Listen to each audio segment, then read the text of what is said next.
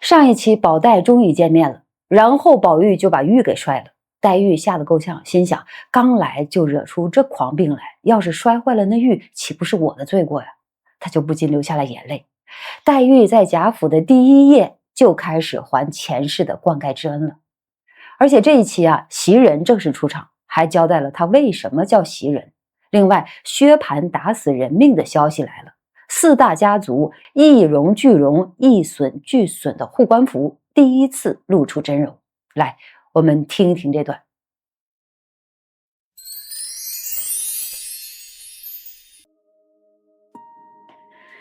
当下奶娘来问黛玉之房舍，贾母说：今将宝玉挪出来，同我在套间暖阁里，把你林姑娘暂安置碧纱橱里，等过了残冬，春天再与他们收拾房屋，另做一番安置吧。宝玉道：好祖宗，我就在碧纱橱外的床上很妥当，何必又出来闹老祖宗不得安静？贾母想了一想说：也罢了，每一个人一个奶娘并一个丫头照管，余者在外间上夜听唤。一面早有熙凤命人送一顶藕荷色花帐，并几件锦被缎褥之类。黛玉只带了2个人来，一个是自幼的奶娘王嬷嬷，一个是10岁的小丫头，亦是自幼随身的，名唤作雪雁。贾母见雪雁甚小，一团孩气，王嬷嬷又极老，料黛玉皆不遂心省力的，便将自己身边的一个2等丫头名唤莺歌者与了黛玉。外亦如迎春等例，每人除自幼乳母外，另有4个教引嬷嬷，除贴身掌管拆串灌木2个丫头外，另有5、6个洒扫房屋来往使役的小丫鬟。当下王嬷嬷与莺歌陪侍黛玉在碧纱橱内，宝玉之乳母李嬷嬷并搭丫鬟名唤袭人者陪侍在外面大床上。原来这袭人亦是贾母之婢，本名珍珠。贾母因溺爱宝玉，生恐宝玉之婢无竭力尽忠之人，素喜袭人心地纯良，恪尽职任，遂与了宝玉。宝玉因知他本姓花，又曾见旧人诗句上有花气袭人之句，遂回名了贾母，更名袭人。这袭人亦是有些吃醋，服侍贾母时心中眼中只有一个贾母，如今服侍宝玉，心中眼中又只有一个宝玉。只因宝玉性情乖僻，每每归见宝玉，心中着实忧郁。是晚，宝玉李嬷嬷已睡了，他见里面黛玉和莺歌犹未安息，他自卸了妆，悄悄进来，笑问：姑娘怎么还不安息？黛玉忙让：姐姐请坐。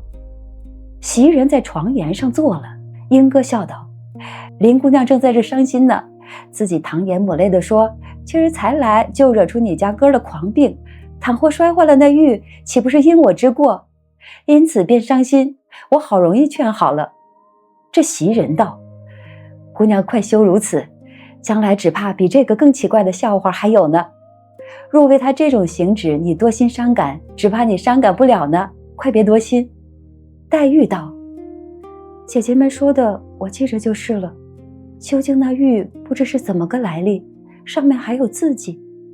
袭人道：连一家子也不知来历，上头还有现成的眼儿，听得说落草时是从他口里掏出来的，等我拿来你看便知。黛玉忙知道，罢了，此刻深夜，明日再看也不迟。大家又续了一回，方才安歇。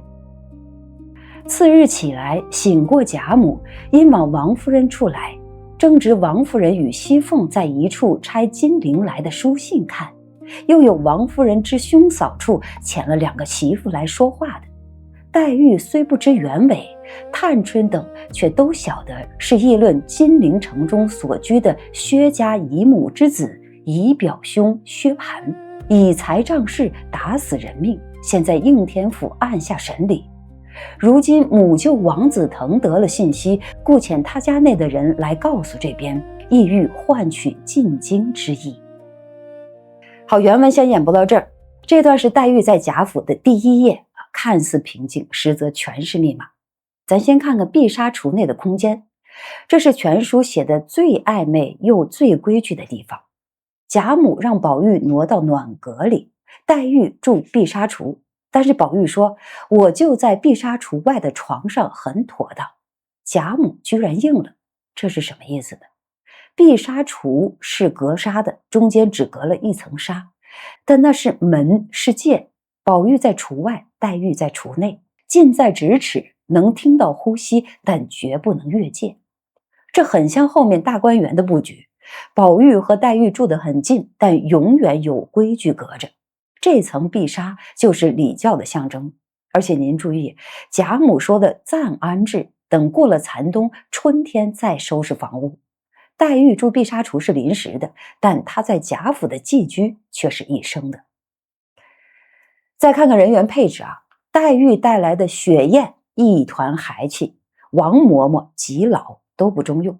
贾母一看就看出来了，雪雁10岁还是个孩子，王嬷嬷又太老力不从心，所以立刻把自己身边的2等丫头莺歌给了黛玉。这个莺歌就是后来的紫娟。黛玉从进府第1天起，她的人就不够，需要贾府补充，这暗示了她在这个家族里的位置看似尊贵，实则孤立无援。我们再来看袭人的出场。原文说宝玉因知她本姓花，又见了花气袭人之昼暖这句诗，给她改名袭人。她姓花，名袭人，花香扑人，温暖，但也是一种无形的压迫。你想想，花香袭人，躲都躲不掉。这名字本身就暗示了他和宝玉的关系，无微不至，无处不在，最后变成了温柔的枷锁。而曹雪芹写袭人的吃处他服侍贾母时心中只有一个贾母，如今服侍宝玉心中眼中又只有一个宝玉。这种吃是绝对的忠诚，也是绝对的控制。他心里只有一个人，所以会为这个人做任何事儿，包括后来向王夫人告密，包括阻止宝玉和黛玉的感情。他的吃是温柔的枷锁。黛玉的第一夜流泪是绛珠还泪的正式开始。第一回我们讲过，绛珠草受神瑛侍者甘露灌溉，修成女体，说他既下世为人，我也去下世为人，把我一生所有的眼泪还他。那是神话里的约定，而此刻现世兑现了。莺歌说林姑娘正在这里伤心呢，自己淌眼抹泪的说，今儿才来就惹出你家哥的狂病，倘或摔坏了那玉，岂不是因我之过呀？这是黛玉在贾府的第一滴泪，为宝玉而流。她把宝玉摔玉的责任揽在了自己身上，觉得自己惹出来的，觉得是自己惹出来的。这种敏感，这种自责，这种我不配的潜意识贯穿了她的一生。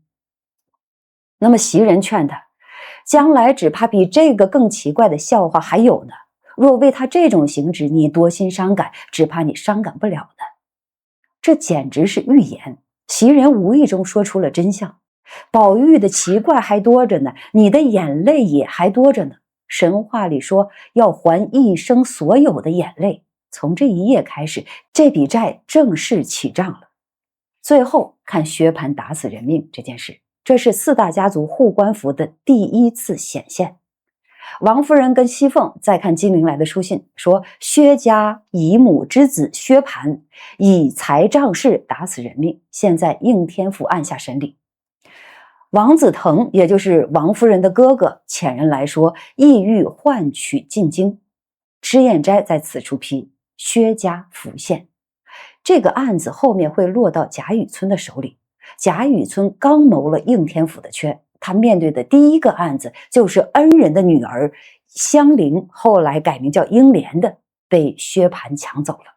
而他为了攀附4大家族，选择了乱判葫芦案，一荣俱荣，一损俱损。从薛蟠打死人开始，4大家族的罪恶网络就启动了。而黛玉此时虽不知原委，探春等却都晓得，说明这些贵族少女从小就耳濡目染这些权势交易。所以这一期的核心是什么？是碧纱橱里的暧昧和规矩，是袭人名字背后的温柔控制，是黛玉第一页就开始的还泪之旅，也是薛蟠案子里4大家族罪恶的冰山一角。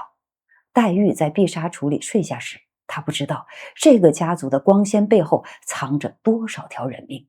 我们下一期接着聊。